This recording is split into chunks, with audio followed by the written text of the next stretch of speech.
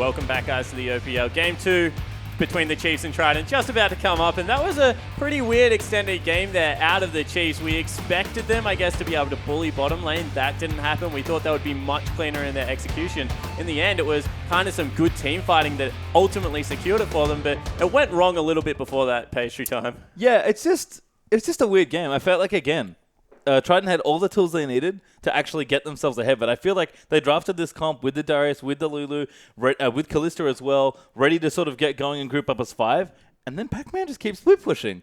And they send Lulu the split push. I'm like, what are you doing? Just group and start fighting around objectives. But with Dragon not being as valuable, with Baron being difficult to bait, it was a little tricky. You saw them take the Rift Herald a few times and try and get something rolling, but at the end of the day, it was just a little too tricky with the corner they sort of picked themselves into. Okay, so what changes are we expecting Game 2 coming in? Do you think we're going to see a similar comp, or will Trident have something, Rymeister, that you think they'll just pull out and try and blow them away? I think they don't have to change the comp, just the way that they play, just as Pastry said, either group, or if you're going to split, then pick a split-pushing champion such as Fiora. So hopefully they either adapt slightly the champion select and get a split-pushing top or mid laner, or just group. Yeah, because we're talking about it a lot, the Lulu has to respond to the Lysandra because she has all these great tools in the split push. That makes Darius versus Renekton, and Darius is a good split pusher if you can 100-0 the other top laner. Something like a Fiora, if you're Darius and you're ahead, you just bully her continuously. However, with Renekton, because of the way the bleed works, you can't really siege down the turrets. Renekton has a little bit too much sustain.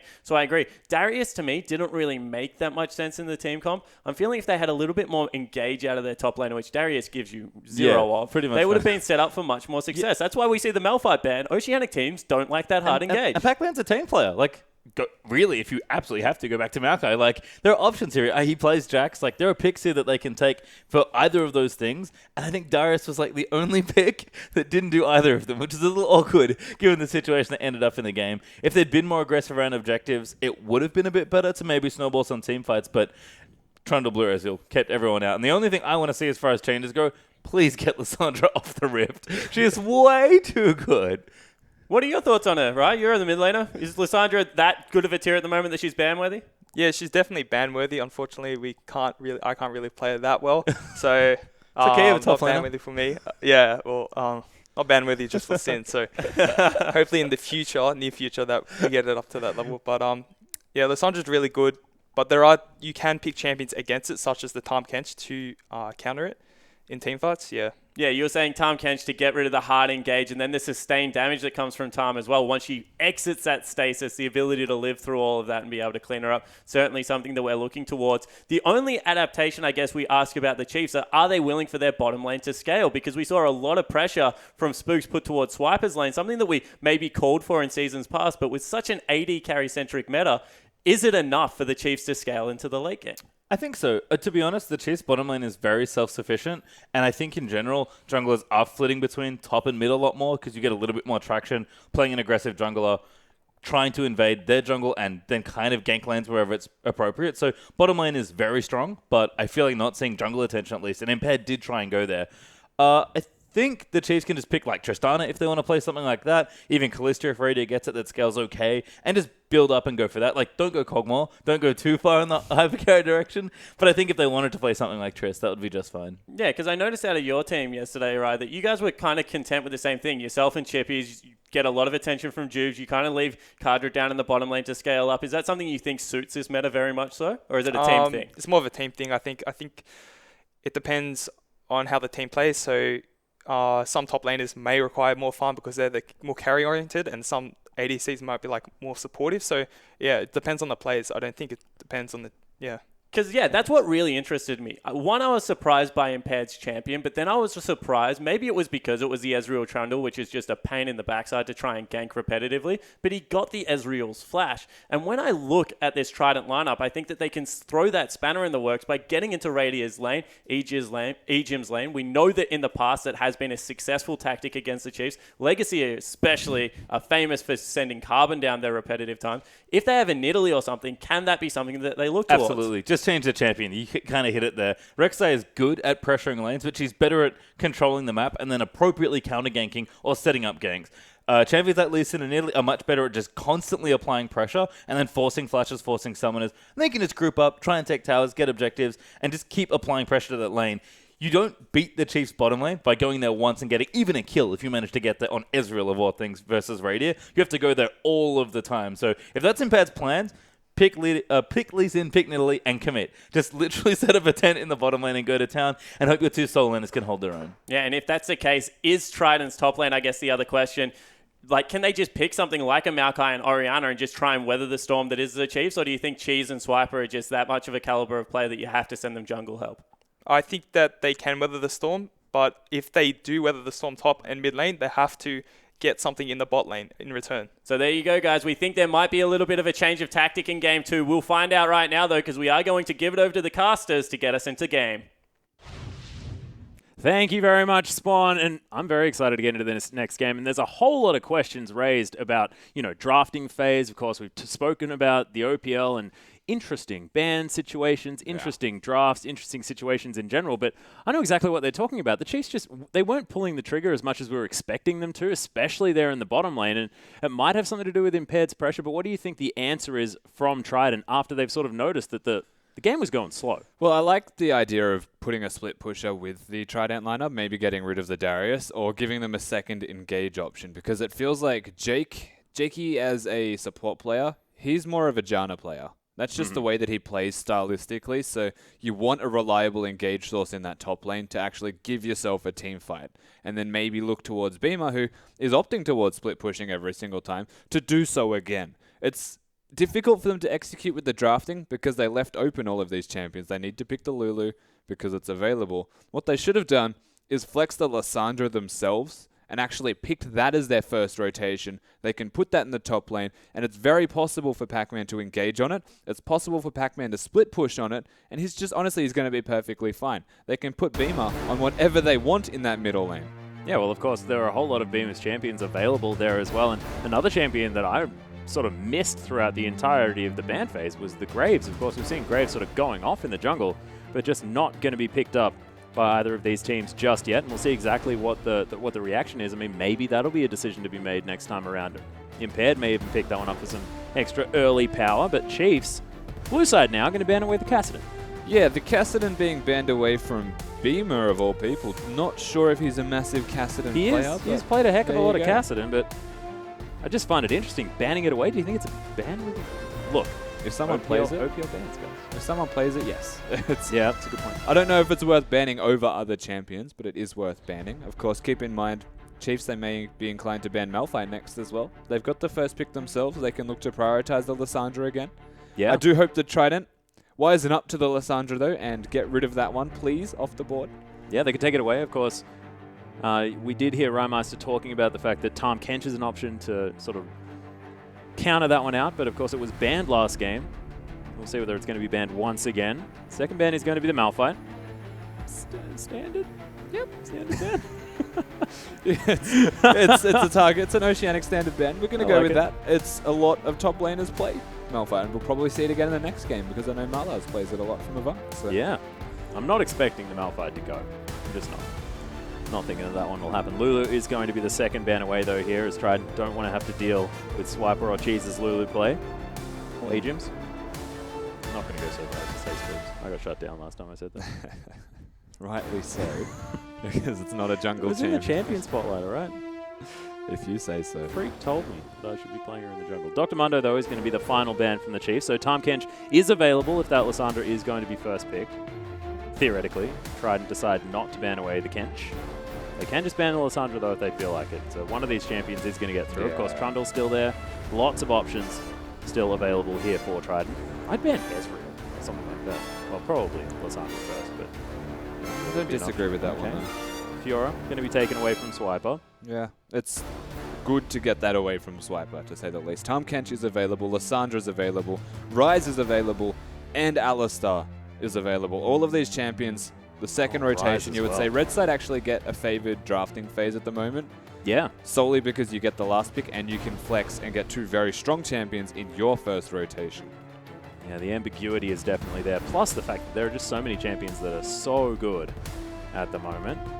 Of course, Trident, in addition, could pick up the Ezreal here if they wanted to. Of course, the Trundle hover makes a heck of a lot of sense, but Trundle Lissandra, we've heard it. So incredibly strong to pick these two champions together. Yeah. It's the Ultra Flex. Just flex them all across the Rift. The dangerous part here is if they lock in this bottom lane, and that is a complete and utter denial from the Chiefs, Yeah. I will say, they're leaving themselves open to a Lucian Alistar potentially as the bottom lane. And the engage tools, Ejim can use that Alistar aggressively. Yep. He can use it to engage and actually make it hurt for Trident. It's a polar opposite, essentially, of how the supports play in this bottom lane. And Raider, he's got champions everywhere. I would like the Tristana, actually, that was mentioned on the desk. I think there's a lot of validity to the split pushing and the tower sieging that a Tristana can provide. And Tahm Kench, very good at keeping Tristana alive. Yeah, of course. Radia's got heaps of options. You're exactly right. The other thing is as well is the Chiefs, they're taking some time at the moment, but they've got the Lissandra counter on their side already.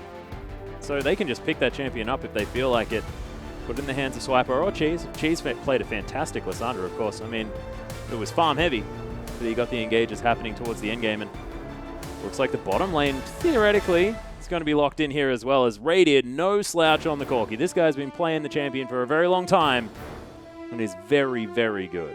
Absolutely right, of course. Don't be surprised if they decide to flex a Corki. Yep, It's gonna that's true. call it unrealistic in this particular They've had instance. experience flexing Corki into the mid lane since 2013. In fact, Heaven's Curse was on the team. Very well, cute stuff. They flex everything with Heaven's Curse, let's be fair. That's true. Heaven's Vel'Koz is the current trend, of course.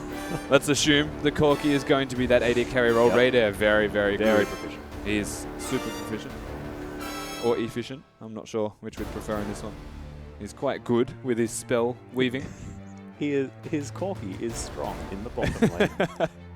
Does good things. It does. It most certainly does. But Nautilus being hovered, haven't seen him so far in the OPL. Is Victor going to be the consideration from Beamer? And we've spoken about Beamer being this mage player.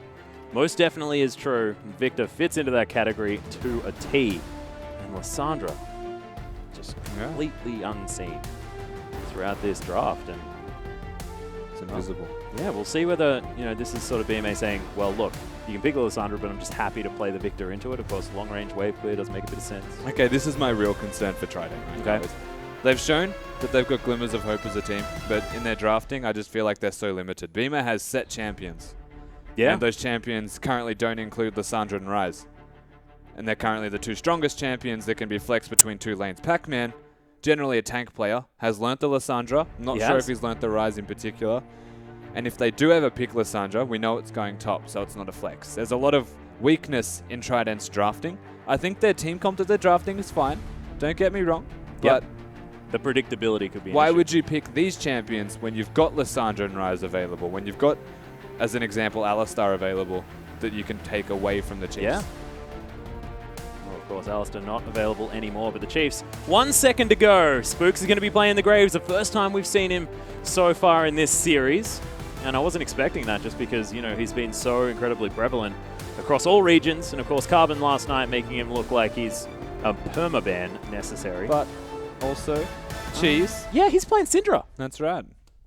Cool. He has locked himself in that Syndra into the Victor matchup knowingly. Yeah. I'd say it's a dangerous matchup for both champions. Syndra, of course, having a lot of burst, but no one really to deny that burst either, as they're the ones with the Tahm Kench and Alistar. Yeah. And if it's worth saying anything at all, it's that Cheese will be able to burst people safely in this game. He will get the spells off. The question is, what are Trident going to do now with their last pick? Yeah, to answer this one. Of course, they are sitting with sort of two champions that are interestingly placed. You can play Nautilus as support or in the top lane. Same with Trundle, and both of them could theoretically be played as a jungler. So they could pick that's whatever the even heck better. they want, but that's it. You're exactly right.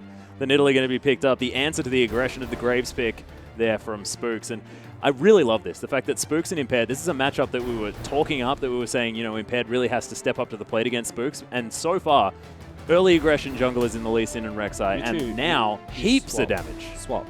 You two swap. Stop it. Hey. Okay. There There we it go. is. Thank you. Don't get me scared. Yeah, no, I was a bit frightened too, I have to say. But Pac-Man, he does go back to the Nautilus. Good. Getting under the water. But now Should be Nautilus, as you said, haven't seen it in the OPL yet. Of Yeah. course, we have seen it in the LPL. Seems to be a decent tank pick, generally into other tanks, is Okay. the trend that we have been seeing so far. Nautilus, also, you would have to say indicates lane swaps, fine. which is something that we have seen every single time the Nautilus has in fact been picked, I believe.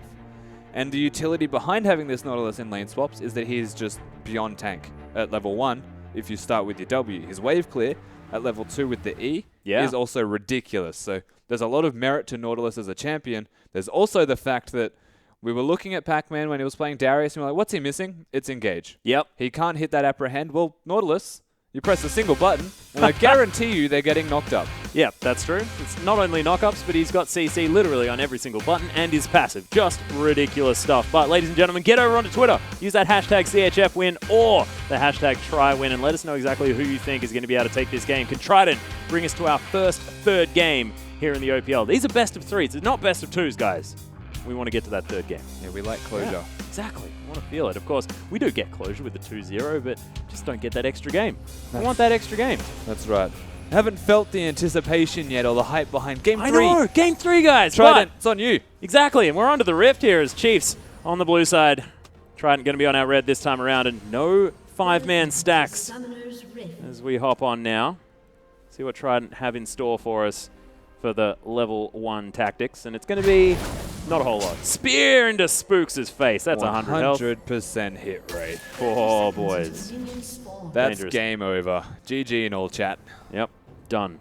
Addition, by the way, has snuck in before any chance of putting down wards. And what I like the most about this is Pac-Man and Swiper are currently having a tank off.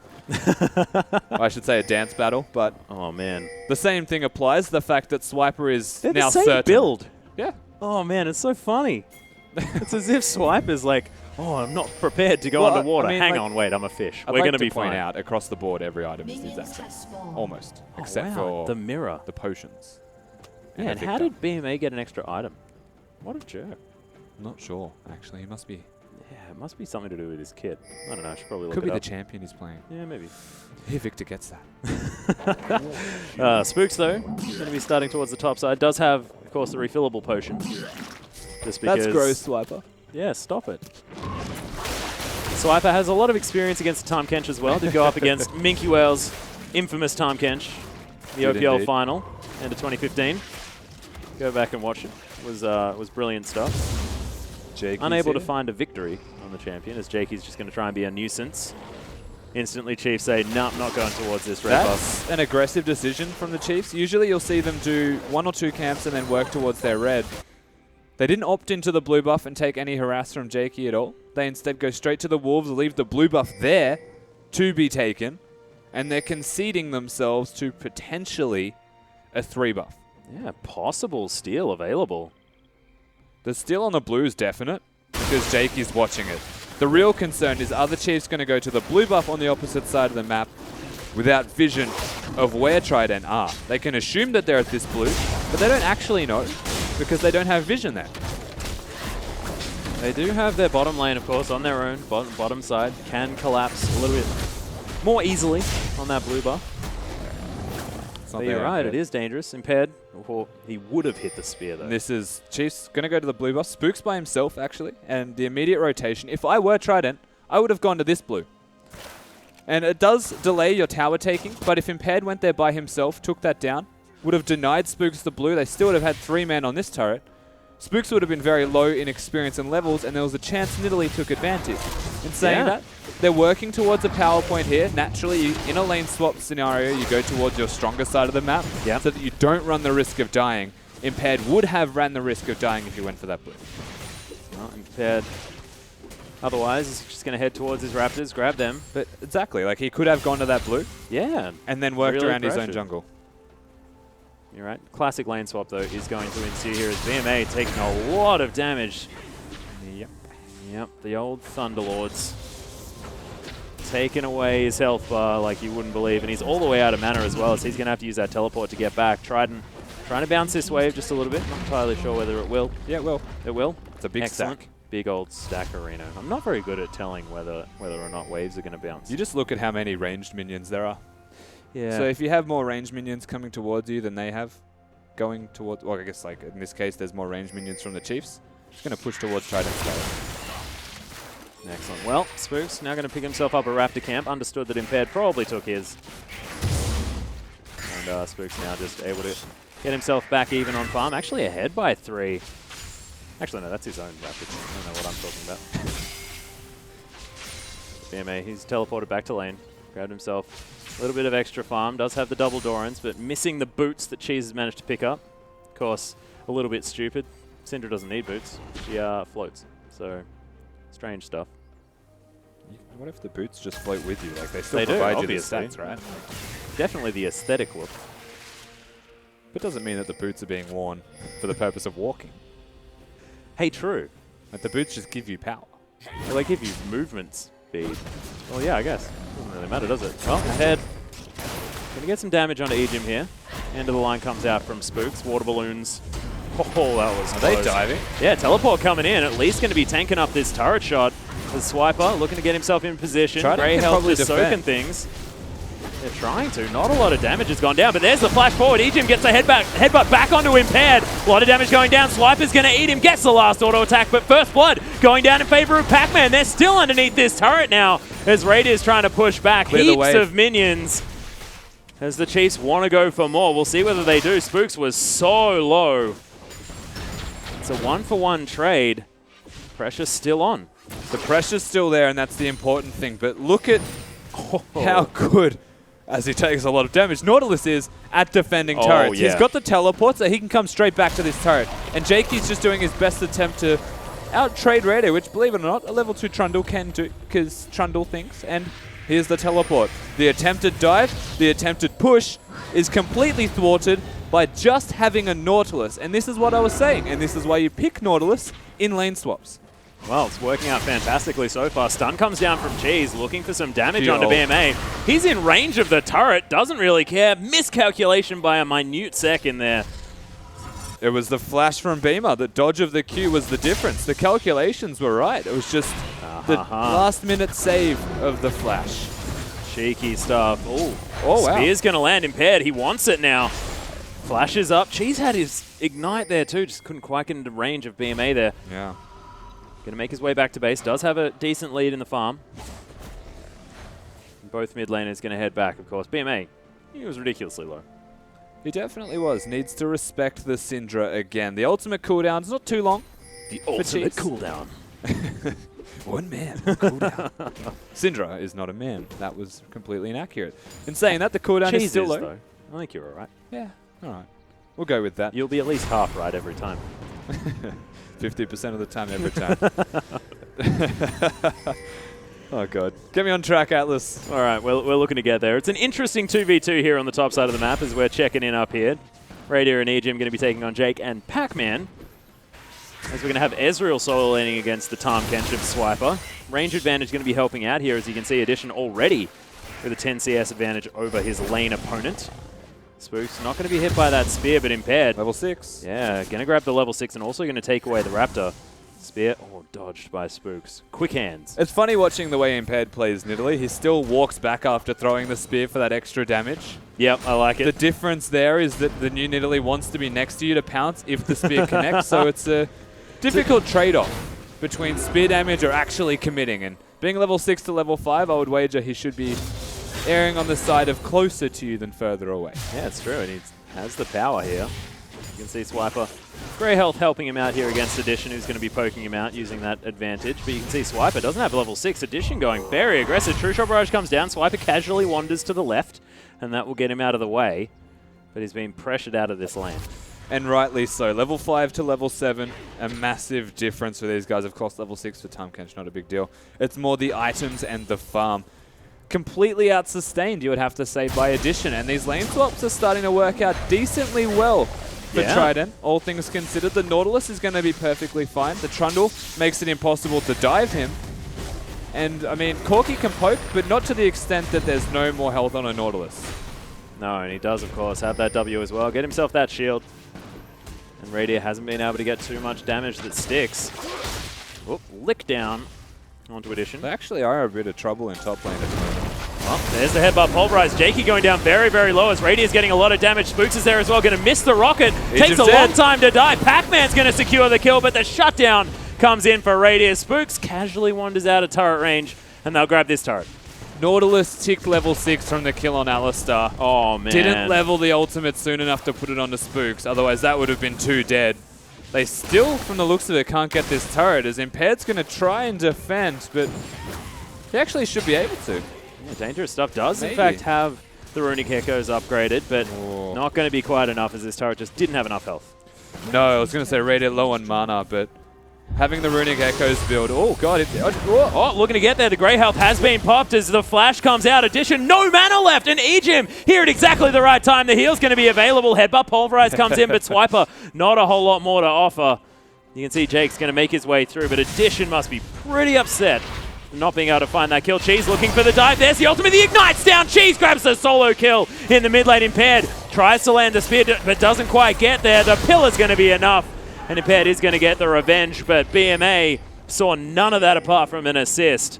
And that's some dominance in the mid lane. Raider's got their package. Keep it in mind, but that was nothing but a cheese thing. Here he goes. Yep, in goes Raider. The knockaway comes down. You can see a lot of damage. Flashes out of the way of the pounce as the teleport's now coming in, but not going to be able to secure the kill. Maybe some over-aggression as the Chiefs move in for this outer turret in the mid lane. Chiefs with the advantage in them at the moment with numbers. Tahm Kench was closer. Nautilus has made the rotation, so not having teleports, this could indicate where the dragon goes. Swiper doesn't want to reveal himself, I'll tell you that much, but Nautilus is here. Yep, fishy, fishy. Dragon. Careful, Spooks. Yeah, Kant does. Skates himself through a wall. Makes heaps of thematic sense right there, as the smoke screen going to be really annoying, nice. but is going to work, clearing away that ward. This is still the Pillar of Filth Trundle. It is. It's the only skin that I'll use. Unfortunately, he doesn't have his pink Converse shoe anymore, which was 110% the best thing about that skin. Oh. Yeah, cheeky little Valkyrie is going to get Raider out of trouble. We'll be Now seeing Cheese a lot has of made that his way back. in this game. Keep in mind it's in Italy with a Victor and an Ezreal, so it's a mostly poke comp. I have to say they just have the added bonus of a whole lot of engage. Yep. Thanks to the Nautilus and the Trundle Pillar to an extent. My favorite thing about this comp is the Trundle Pillar can be worked with poke. If you push them in a direction where the skill shot's going, they can't actually drink it. Yeah, get him in the way. Oh, the flash forward. Ejim doesn't find the pulverize. Gets stuck in the wall there a little bit as well, but BMA is going to get caught. Oh my goodness, the end of the line comes down, but doesn't get the damage as he flashes it one more time. Unleashed power, not going to be enough there from Cheese, just because that didn't hit. Spooky ghosts are oh so spooky. Oh man. No one's going to die. It's just Syndra with the Frost Queens is so powerful. Oh yeah. This turret. Can't get out of the stun. Lick goes down as well here as the stun comes onto Pac-Man. He's in so much trouble. No ultimate, but that doesn't matter. Spooks locks down the kill. Turret's dead as well. And the Chiefs, this is the sort of dominance we're expecting. And I want to have a look at the mid lane. 40 CS in the lead is Cheese. 1-1-1. Frost Queen's claim completed. Syndra is just a complete beast. We've lost Swiffer from the Chiefs, but we've got Cheese. And if there's one thing we know, Swiffer hates playing against Cheese. Yeah. Because his laning phase is obnoxiously good. Yeah, That's you just exactly what we're never seeing. know what to expect. You're exactly right, Rusty. And it's great to see Cheese really fitting into this lineup so well. As we saw in game number 1, he was instrumental in getting those rotations down, getting to where he needed to be. Yeah, Spook's looking for a collateral steal. Oh, not going to happen. A little bit late. And by a little bit, I mean quite late. It's hard to tell. In Italy. Very, very strong execute. Yeah, that's very true. So, I mean, Trident, they get themselves the dragon, but the pressure is still in place. Every single time we look at this Chiefs lineup, we feel like they're running at Trident. Yeah, it's a voyage time for Swiper as he gets towards the top lane. Going to make himself a meal out of these creeps. Eating them up. Decent wave clear on the old Tahm Kench if you can get amongst it. I like it. Once you get Barmy Cinder, Tahm Kench is actually very good at controlling waves. Levels into the W with that Barmies, and you can just basically one-hit them by spitting something at them. He's a gross champion. He really is. Yeah. Just pretty gross. It's all about vomit and stuff and eating people. Not good. There's cleaner things than Tahm Kench. It certainly is. But blue steel to come down for the Chiefs. So they do get into position. Addition says, I can see there. I'm not going to do anything about it, though, as he doesn't really have much of an option, apart from a optimistic true shot barrage. Optimistic is the exact right word to use. Not going to have that wave clear anymore. Ejim looking aggressively in the flanks. And we've got a Trinity Force completed from Radair on this Corki. That's a big deal if you want to compare the item builds Yeah. that we're looking at. As Addition's gone for the pickaxe style of Ezreal build, not looking for the immediate power spike from the Gauntlet. Yeah, or at least the immediate CC there as well. But in goes the headbutt pulverize. Addition gets melted as Spooks shuts him down with the collateral damage. And the Chiefs grab an easy pick. And it's just so much damage. And again, exactly what you said about Ejim having so much extra power. Cheese takes the full combo from BMA, has to move out of the way. Pac-Man is closing in. Spear gonna get it. And a bit of over-aggression there from Cheese. I'm glad that he's still the same guy. Definitely over-aggression. Definitely still Cheese. Yep, love it. Love it. Not going to change on this guy, but of course, a lot used to secure him. The Chiefs still feeling reasonably confident. Yeah. Radier going to get out of the way. True Shot Barrage does basically nothing there to the Corki. Watch the spears, though, because at the moment, a 2-0-3 Nidalee is the 2-1, sorry, I was just looking at Graves. I was going to say Nidalee doesn't have long swords. Is the dangerous factor here for the Chiefs. Those spears will start to hurt. Runic Echoes is phenomenal. Oh, yeah. On Good this item. jungler. Thank you very much, 6.1. It was very nice to the old Nidalee. And Fiddlestick. Wonder whether we'll see some Fiddlestick. We had to see that one. I don't know if we'll comment on No. the capabilities. What about Mumu? Yeah. Oh. Gragas is actually the good one. Yeah? Gragas with Runic Echoes is very good. Well, we'll see whether it happens. Of course, it's not in this game, so entirely irrelevant. I do apologize for bringing it up. Cheese going to take himself away some Raptors. Continue his dominance. Agriculturally, Cheese has been playing fantastically well. The farm is on point for this guy. 50 ahead, approximately, over BMA. You can see well and truly has positional advantage in this lane as well. Doesn't find the stun, but is always threatening every time that Scatter the Weak is available. BMA has to play so carefully. Now has himself a Negatron Cloak. Yeah, that was his first item buy, basically. He upgraded his Hex Core and then went straight for the Negatron Cloak because Syndra's been putting on a how-to burst clinic for this Victor. Chiefs now working towards this Rift Herald. Oh, Spear goes down. Laser is in, but of course Spooks has all of the power with the old Smiterino, so he'll be able to pick it up. I mean, keep in mind you have to pick up the buff as well, so even if they steal it. Oh, Flash immediately answered, but no Pulverize to come out here from Ejim. Unfortunately misses that. Spear going to go wide as the Chiefs doing pretty well dodging out of the way of these abilities. Half the health of the turret down already. Swiper in the front line exactly where he wants to be, but Pac-Man finds the anchor. Chaos Storm down. Not sure whether Swiper was the target they really wanted for that one. Cheese is going to soak a bit of the damage. Gravity Field just to try and stop the Chiefs from getting in. Siege going to be repelled for now. Beamer. Target selection right now is almost like he desperately needs to use the ultimate, and that's fair. But using it on Swiper on this Tahm Kench isn't going to be your ideal target. He was aiming for the minion, wasn't he? The cannon that died. I don't care. He feels like beef. We'll see whether it's because Good Swiper spear. wanted steak tonight. Oh, nice double stun there as Addition's going to get caught up. Rocket comes out. That's the only follow-up to be had here from the Chiefs. But the thing is, the onus is on Trident right now. Look at the minion waves. They're pushing towards the turrets for Trident. Chiefs with so much control. Addition takes some poke, but Primal Surge is there from Impaired to help him out. Tried to give him some attack speed to say thank you. That was adorable. I mean, there's a time limit for Trident right now. They're running out of mana on all of their members. Oof. Spear goes down. Of course, Ejim doesn't really care about that, but the stun onto BMA, a lot of extra burst, but not that much. But Siege successful as Pac-Man was forced to go top lane. Yeah, and the minion wave is massive top. The minion wave is, again, massive in that bottom lane. So the Chiefs, they're controlling all three lanes at the same time as sieging the middle one. And it's all with a Rift Herald buff. Keep that in mind. Ooh, everyone dodging each other's skill Cheese. shots. Cheese doesn't find that one as Impaired says, well, I'm going to try and take you down. Flashes out of the way. The potential spear that does end up following where he didn't go. Odd sentence. That was a lot of misplay from Chiefs. Yeah. Missed absolutely every single spell that he threw out.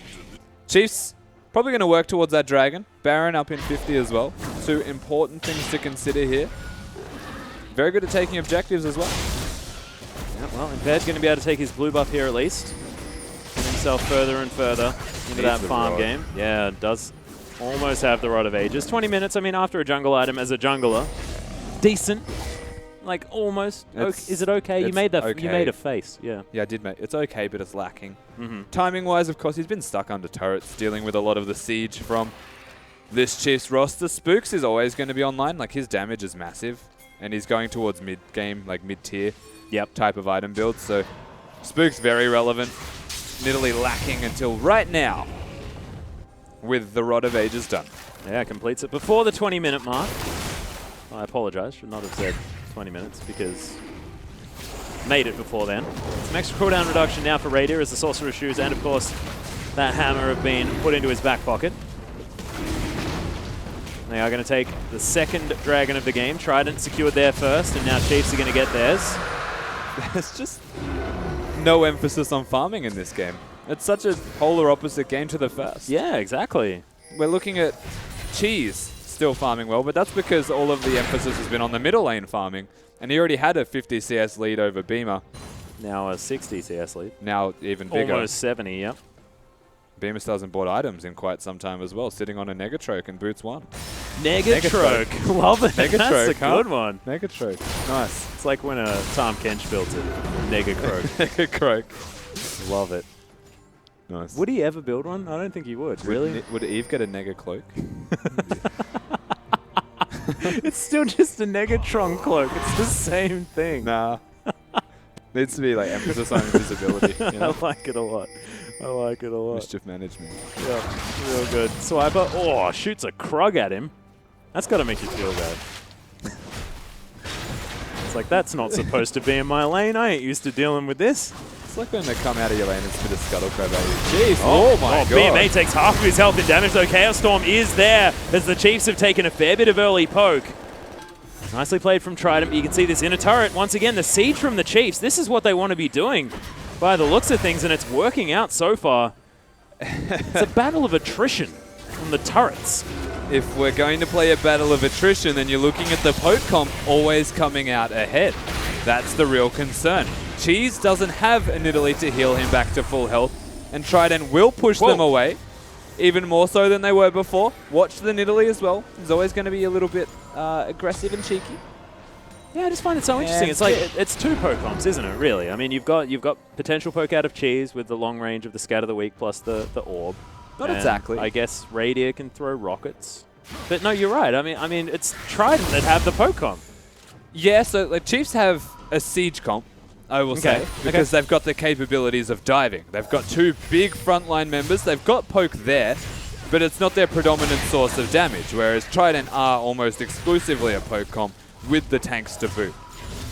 What you're looking at then is Syndra having to catch someone and actually burst someone out so that they can't stay around, but they've got a Nidalee to heal that person up, whereas if a spear connects or if Beamer gets there and engage again on the right target, as we did just see, they don't have the Nidalee on the Chiefs side to heal that member back up, and that's where the problem arises. So the Chiefs need to actually work on control of all three waves, work towards objectives like the Baron to stop the poke comp from being effective, and also itemize into lifesteal to deal with that.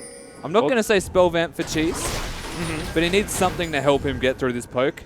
I'll get Ejim to build a death cap, and then you just triumphantly roar all of your health back. Ideally, it's just not getting hit by the spears. Yeah, good point. If you were Cheese. Whereas Raider needs to get some lifesteal. Well, you can see Swiper underneath this turret now already as Pac-Man's defending. Impaired, not taking too much damage here as, of course, Primal Surge is available. Trident very healthy as a four-man squad under the turret. And once again, repelling the siege. And Swiper just getting angry. Pac-Man wants to eat him. He does. Oh, going to get the stun. Eats him, throws him back. Just not sure whether either of these players are going to die. Pac-Man will. Of all people, Pac-Man will die in this trade. But he shouldn't.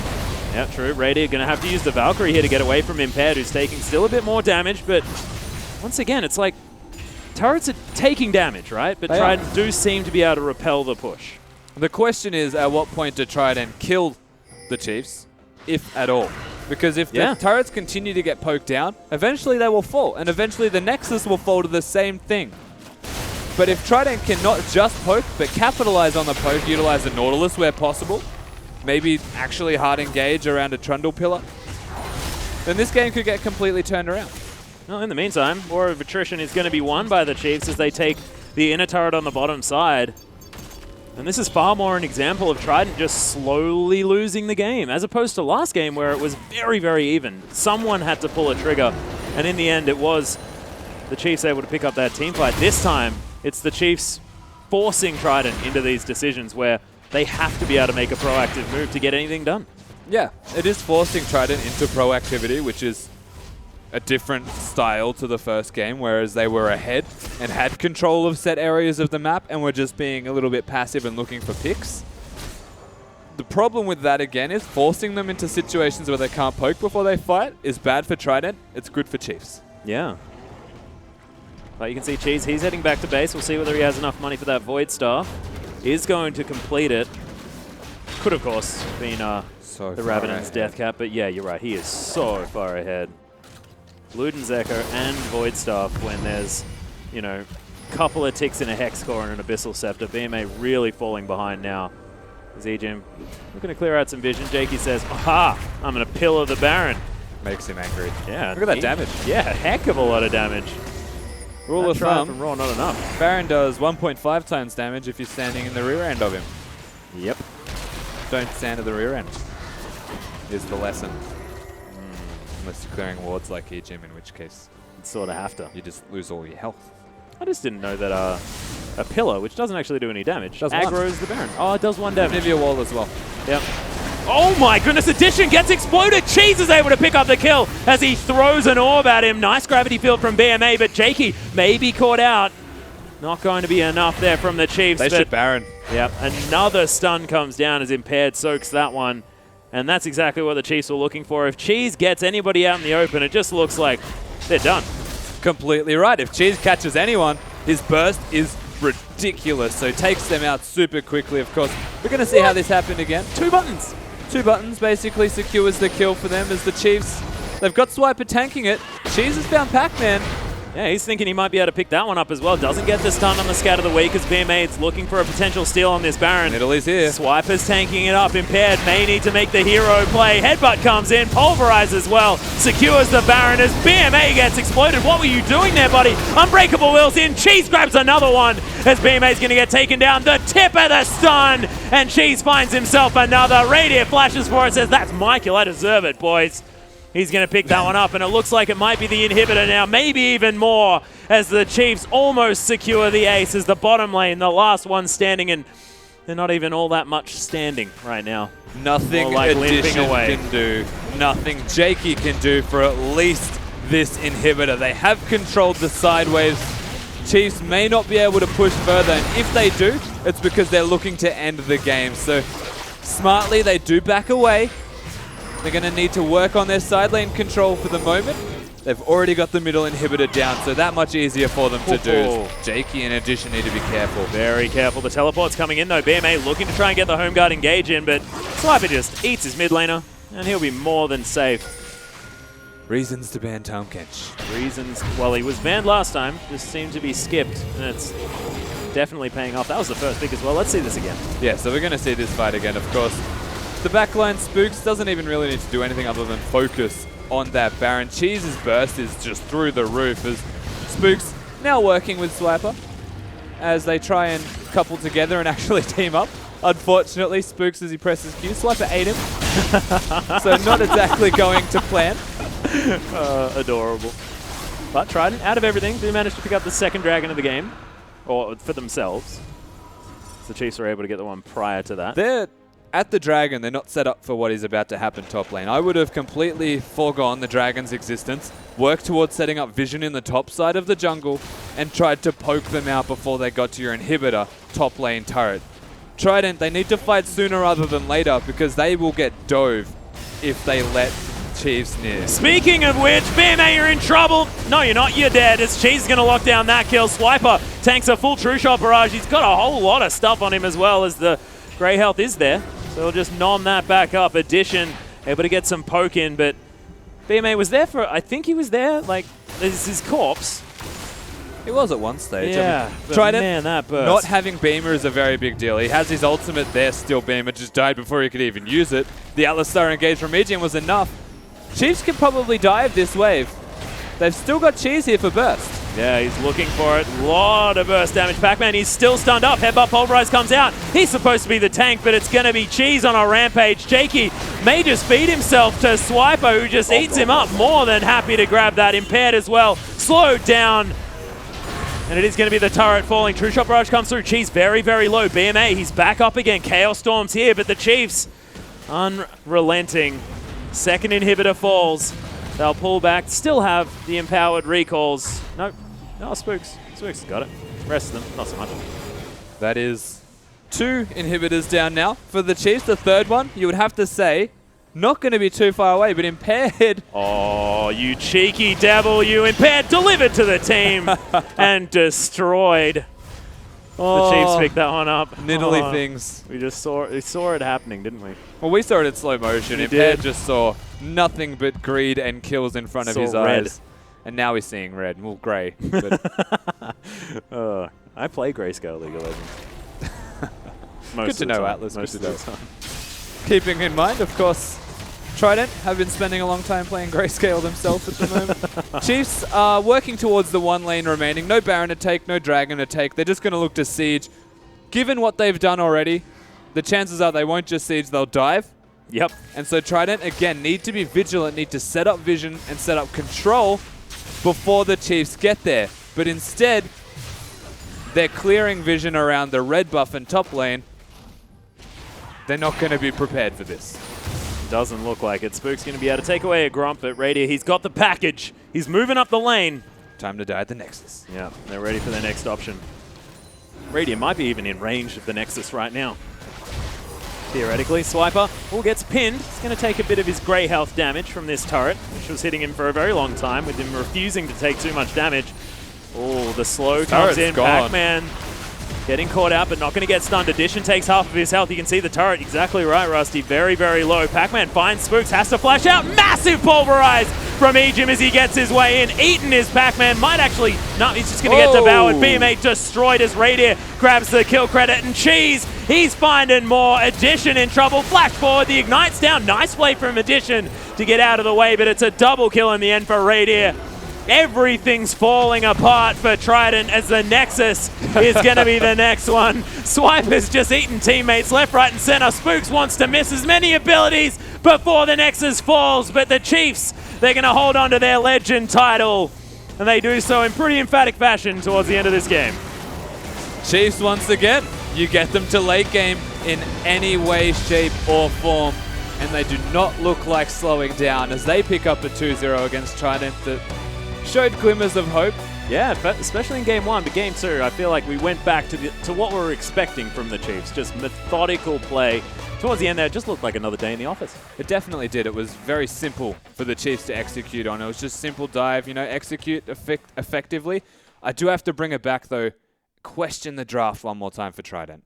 Yeah, I know. And it's, the worry here is whether they're going to be able to bounce back, because BMA had a horrible series. This is the new guy onto the roster, of course, filling in some pretty hefty shoes in the form of Claire, who is a strong player in his own right. We heard good things about BMA as far as the practice was concerned, meshing with the team especially, and he's really going to have to bounce back into the next series because this was a worry, this particular one. Laning phase shows Beamer has a lot to prove moving forward, but Trident as a team, they've got a lot to learn from in that game. They most certainly do, but we'll see whether they can as we move forward. But to break down that game, let's throw it over to the desk.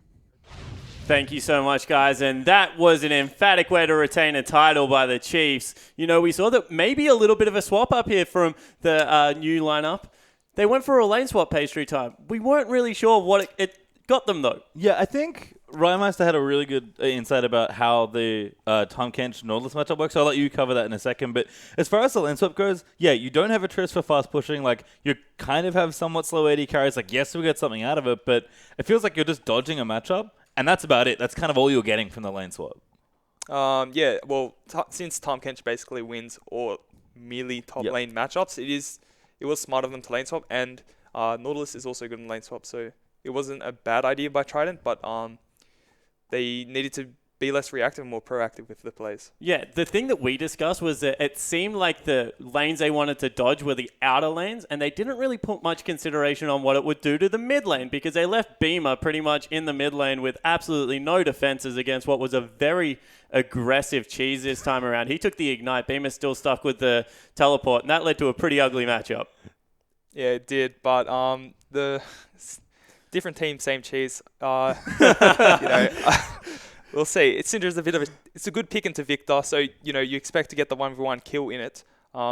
A couple hiccups in the mid game, but it was a solid close by the Cheese, by Cheese and the Chiefs. Well, let's look at what Cheese did, because he was up about 80 CS. He finished the game with 5 kills, I think, and about 7 assists, but it was the tempo of the game, Pastry Time, that he really took over. I just love how aggressively Cheese plays. It's so much fun. We only saw one Cheese moment in game number 1. I'm glad that we finally got a few more in this game. Did make some over-aggressive plays as well, which is also want to do, but Cheese really played well. On a strong combo pick for him on Syndra, getting nice and aggressive But again. I feel that Cheese is starting to unlock Ejim. We actually have a replay to show it. It's around the Baron fight. And, Julian, I'll throw this one to you, because this just shows that Ejim, he's not hesitating anymore. No, especially on Alistar. So we'll roll this one out and just watch how ballsy, I guess, he is. You can see Cheese on the end just poking people out, but he's going to move out spells, and everyone's just going in. Ejim's already in. Cheese is flashing, impaired. He's going to get melted, although he does dodge out a few spells here, but in the end, the Chiefs just know exactly what to do around the Baron. We talked about their team fighting. I haven't quite mentioned it yet, as we see the cleanup on the end there, but Graves Syndra is such a cool combination. Graves enables all of these high damage mid laners, or even other lanes, to just give them more damage. Graves is good at dueling enemy junglers, clearing the jungle, and killing people. So if you combo that with a really good stun, and Cheese was sniping people, especially Addition on all people, and Ezreal was getting picked off by Syndra stuns. If you just eat a Syndra stun, you saw that little instant replay where he just melted. That was Cheese stun, Q, I think, and Graves ulti. And that's just done. Your carry's dead. Yeah, it certainly looked to be that way just before that replay started. Ejim had actually gone over the back wall to pretty much solo out the Nidalee. So you can see the Chiefs once again clicking on the same page, but maybe not some of the crispness that we expect in their early game moving around the lanes. Do you think that is something that is exploitable for other teams to take a look at there? Yeah, but over time, I think Chiefs will cover that, and they'll definitely fill in all the holes in their early game. But teams will look to exploit that. We'll see. Next week's match should be interesting against the Direwolves. They're a very strong team, and should be a very good match. Yeah, certainly looking forward to that one. That will be our next OPL Legend match. But before we go to break, guys, Ejim, he's had a win, so he's feeling a little bit nice. He's actually said to Rusty, maybe I was a little bit too harsh. Yamato is a 19-year-old prodigy. He's got the voice of a god. Can't really be too bad at him there. So, good guy, Egypt, giving you a little bit of love back to one of the Oceanic casters. But that's all for us for Game 1, guys. We do have another set coming up just after this short break, so don't go anywhere.